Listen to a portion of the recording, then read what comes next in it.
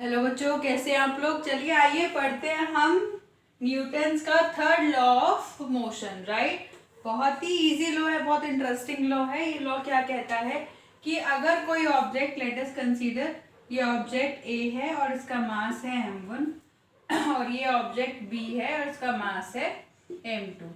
अगर object A object B पर force apply करता है, लेट से कि F1 फोर्स अप्लाई करा, तो इन रिवर्स ऑब्जेक्ट बी भी ऑब्जेक्ट ए पर फोर्स अप्लाई करेगा। ये जो फोर्स हैं दोनों ही इक्वल हैं मैग्नीट्यूड में, बट अपोजिट है डायरेक्शन के। देखिए क्या अपोजिट डायरेक्शन में एक दूसरे पे फोर्स लगा रहे हैं।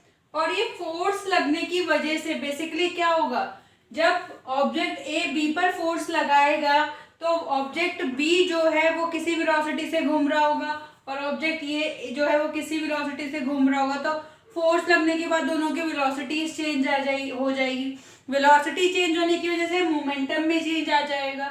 राइट, तो यहीं से ही हम करेंगे law of conservation of momentum भी। तो पहले हम पढ़ते हैं थर्ड लॉ ऑफ मोशन। तो थर्ड लॉ ऑफ मोशन के लिए बहुत ही सिंपल सा स्टेटमेंट है, वो क्या, every action has equal and opposite reaction. Right, this is the third law of motion. इसको नोट करिए फटाफट से बेटा। अगर हम बात करें कि कहाँ अप्लाई होता है थर्ड लॉ ऑफ मोशन, तो सोचिए कहाँ होता है, रोज होता है, रोज होता है। राइट, और अभी मैं पढ़ा रही हूँ ना तब भी हो रहा है। क्या है, क्या चीज है ऐसी, वॉकिंग। अभी मैं पढ़ाते पढ़ाते भी वॉकिंग कर रही हूँ, हम लोग सब वॉकिंग करते चलते हैं।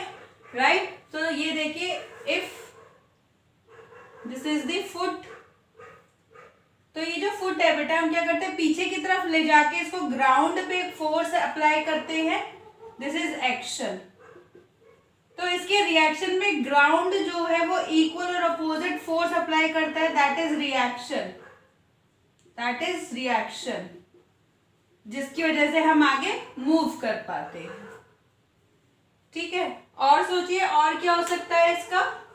स्विमिंग, जितने लोग अगर स्विमिंग करना जानते हैं तो उनको पता होगा कि during the swimming we moves our hand in backward direction. क्यों, ऐसा क्यों है, हाथों को बैकवर्ड डायरेक्शन में मूव करने से क्या होगा, we are applying a force on the water in backward direction. This is the action, कि हम फोर्स जो है वाटर पे अप्लाई कर रहे हैं बैकवर्ड डायरेक्शन में। अब रिएक्शन क्या होगा, वाटर अप्लाई करेगा फोर्स हमारी आर्म्स पे इन फॉरवर्ड डायरेक्शन, जिसकी वजह से आगे हम जाएंगे ड्यूरिंग दी स्विमिंग। क्लियर हुआ। तो ये क्या है, ये इसके कंसेप्चुअल क्वेश्चंस है, इससे रिलेटेड कंसेप्चुअल क्वेश्चंस ही आते, न्यूमेरिकल्स ऐसे नहीं निकलते। अब गन का केस ले लो, गन का केस लेते हैं। ये हमने गन बना दी। अब इस गन में से जब बुलेट जो है वो फायर होती है, तो ये बुलेट यहां से निकल के गई, बुलेट जब फायर होगी तो ये बुलेट तो आगे जाएगी लेकिन गन जो है वो पीछे की तरफ आती है। क्यों, ऐसा क्यों बेटा, कि बुलेट जब हमने फायर करा गन को तो बुलेट पे एक फोर्स लगा और बुलेट ने उसके अपोजिट क्या लगाया, फोर्स लगाया, इसलिए गन क्या है, वापस आई। इसीलिए बोलते हैं कि जब शूट किया जाता है तो शोल्डर से ऊपर रखकर शूट किया जाता है, गन से कभी भी शोल्डर पर रखकर करे, लेकिन शोल्डर के यहां ना रखकर करे, क्योंकि वो क्या करेगा, शोल्डर को हर्ट कर देगा। क्लियर है। तो इसी तरह के कंसेप्चुअल क्वेश्चंस आते हैं बेटा यहां से। Now comes to the next topic, law of conservation of momentum. इसका क्या मतलब है, ये कहते हैं कि इन एन आइसोलेटेड सिस्टम, यहां मैं एक वर्ड यूज कर रही हूं, in an isolated system.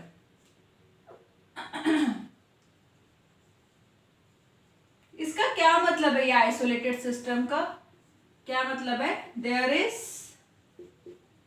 No external force. कोई भी एक्सटर्नल फोर्स जो है वो सिस्टम में प्रेजेंट नहीं है. In this case the change in momentum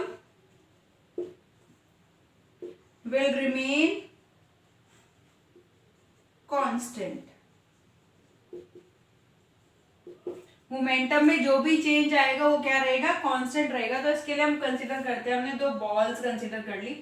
एक बॉल ए है जिसका मास m है और एक बॉल क्या है, b है जिसका मास m2 है. राइट. अभी क्या है, ये जो बॉल है ये u1 वेलोसिटी के साथ मूव कर रही है इस डायरेक्शन में और ये वाली बॉल इस डायरेक्शन में u2 वेलोसिटी के साथ मूव कर रही है. तो उसका क्या मतलब है, ये दोनों क्या हो गए, these are the initial velocities u1 and u2 are the initial velocities of the two balls a and b respectively. Right. अब they are moving in the opposite direction. तो मूव करते करते एक टाइम ऐसा आएगा ना जब ये क्या करेंगी, कोलिजन करेंगी, कोलाइड करेंगी. नाउ अब क्या हो गया, इनमें क्या हो जाता है, कोलिजन हो जाता है.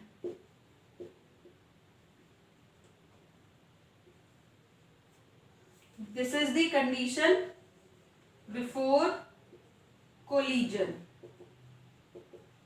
This is during collision.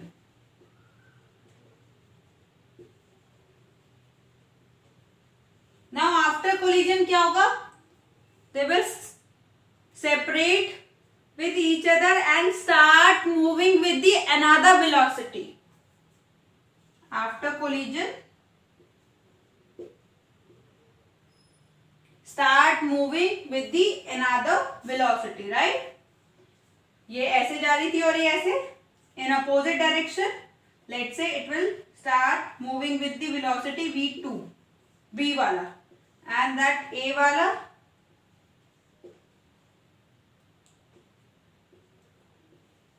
with v1.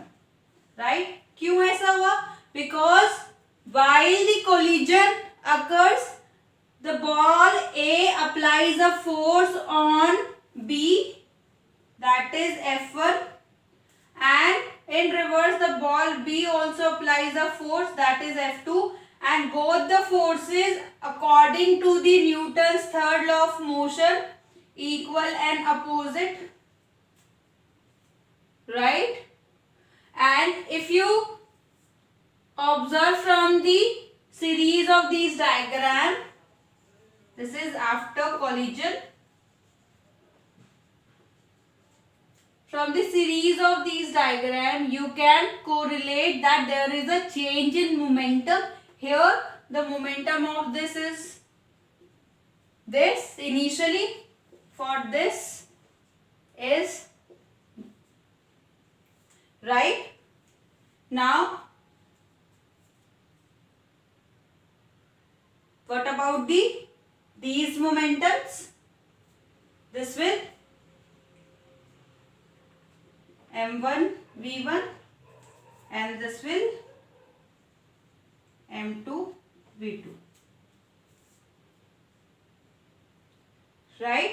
देखिए इसको नोट करिए. आइए आगे देखिए क्या होगा. आगे क्या होगा बेटा, if we consider that this collision is occur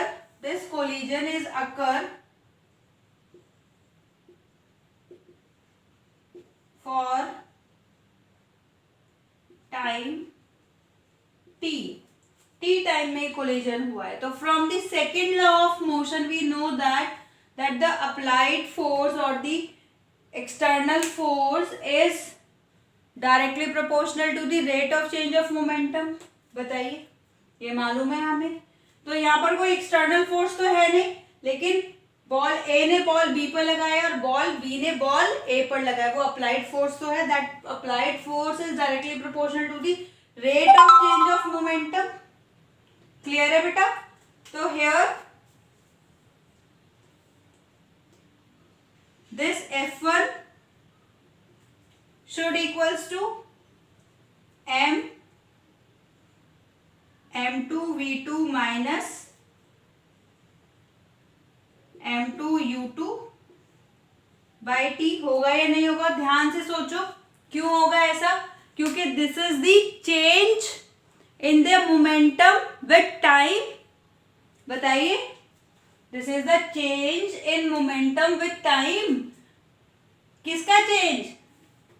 ball B का चेंज. किसकी वजह से आया? फोर्स F1 की वजह से आया. फोर्स F1 अप्लाई हुआ ना बॉल बी पर, तभी तो मोमेंटम में चेंज आया, तभी तो मोमेंटम बदला. This is the change in momentum, right? And if we talk about F2, it will m1 v1 minus m2 u1 by t.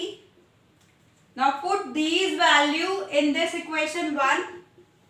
What we get? क्या मिलेगा हमें? Where is my duster?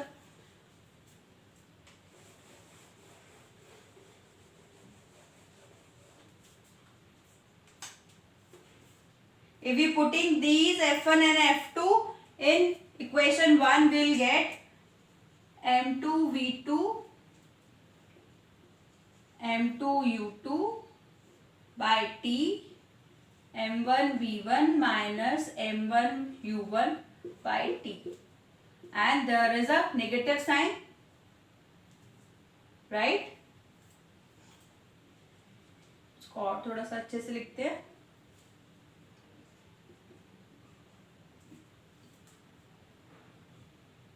t get cancel out, की तो cancel out हो जाएगा. then we left with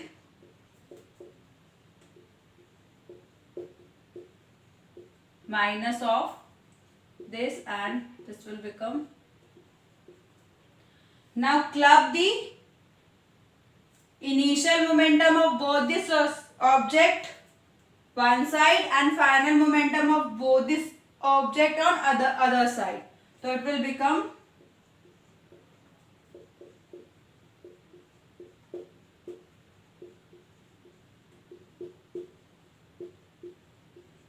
यही होगा. और we can write it like this also, m1 v1 plus m2 v2 m1 u1 plus m2 u2. The change in momentum, the change in final momentum is equals to change in initial momentum, means the change in the momentum will remain constant in an isolated system. It is proved here, hence proved.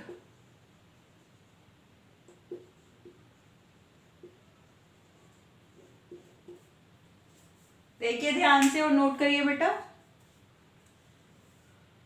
So from this expression we can conclude that the total momentum of the system will remain unchanged. देखो क्या कोई change आया? जो दोनों object का final momentum है और जो दोनों ऑब्जेक्ट का इनिशियल मोमेंटम है वो क्या है? इक्वल है. The momentum will remain unchanged. This is law of conservation of momentum in an isolated system. The momentum will remain constant or will remain unchanged. Clear है? इसका एग्जाम्पल एक करते हैं हम, इसकी एप्लीकेशन करते हैं. That is the recoiling of gun. Recoiling of gun का अभी अभी हमने देखा कि गन में से जब बुलेट फायर करती है तो क्या होता है? गन पीछे की तरफ आती है और बुलेट आगे की तरफ जाती है, राइट? देखो अभी क्या है? This is gun. अभी ट्रिगर जो है वो प्रेस नहीं किया गया है, तो it is at rest. Rest में, गन भी रेस्ट में है और बुलेट भी क्या है? यहाँ पर रेस्ट में है. दोनों ही चीजें रेस्ट में. अगर मैं ये बोलूं कि let us consider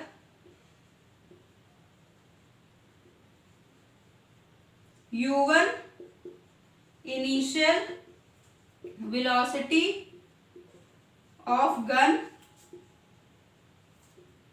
u2 final velocity of gun of bullet. तो अभी बताओ दोनों रेस्ट पर है तो इसका मतलब क्या हो जाएगा, u1 भी 0 है और u2 भी 0 है। ठीक है, सपोज करते हैं कि जो मास है m1 मास है गन का, मास ऑफ गन, राइट, और m2 जो है that is the mass of bullet. तो बेटा एक बात बताओ, इस स्टेज पे क्या होगा, इस स्टेज पे अगर मैं गन के मोमेंटम की बात करूं या बुलेट के मोमेंटम की बात करूं, दोनों का मोमेंटम क्या होगा, 0 होगा या नहीं होगा, बिल्कुल होगा।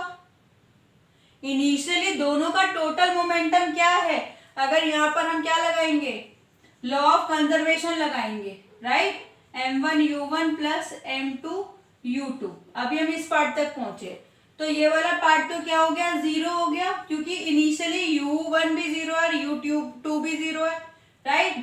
अब आते हैं कि गन को फायर कर दिया। अब जैसे ही गन को फायर करा बच्चे, तो यहां से बुलेट जो है वो निकल के आया, ये गन फायर करी और ये बुलेट गया निकल के, राइट। अब जब बुलेट निकल के गया तो बुलेट मूव कर रहा है किससे, u2 वेलोसिटी से, और गन जो रिकॉइल होके पीछे की तरफ आया वो किससे आया, v1 वेलोसिटी से। तो अब अगर मैं मोमेंटम की बात करती हूँ, गन का मोमेंटम, यहां किसकी बात करते हैं हम, गन के मोमेंटम की, तो गन का मोमेंटम क्या हो जाएगा, m1 v1। और अगर हम बात करें बुलेट के मोमेंटम की, तो बेटा बुलेट का मोमेंटम क्या हो जाएगा, बोलिए, यस, m2 v2, राइट। तो इसको अब हम लॉ ऑफ कंजर्वेशन में पुट करते हैं, m1 v1 plus m2 v2, तो this will become 0 is equals to m1 v1 plus m2 v2। तो यहां पर आता क्या है, यहां पर आपको वेलोसिटी निकालने के लिए आता है रिकॉइलिंग वेलोसिटी ऑफ गन। यहां हमें रिकॉइलिंग वेलोसिटी निकालनी होती है गन की, this v1 we need to calculate. तो ये यहां पर पॉजिटिव में साइड चेंज होगा तो ये नेगेटिव हो जाएगा, simple mathematics, and we need to calculate this v1, तो m1 को हम यहां ले आएंगे,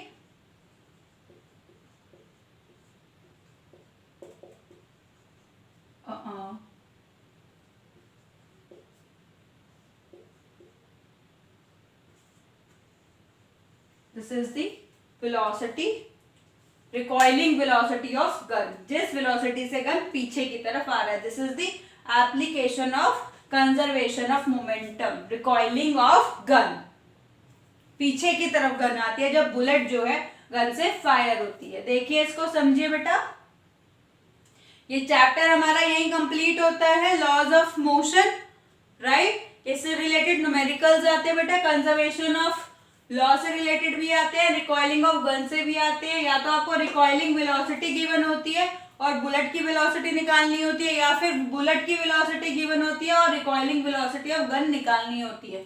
ओके, चलिए बाय बाय।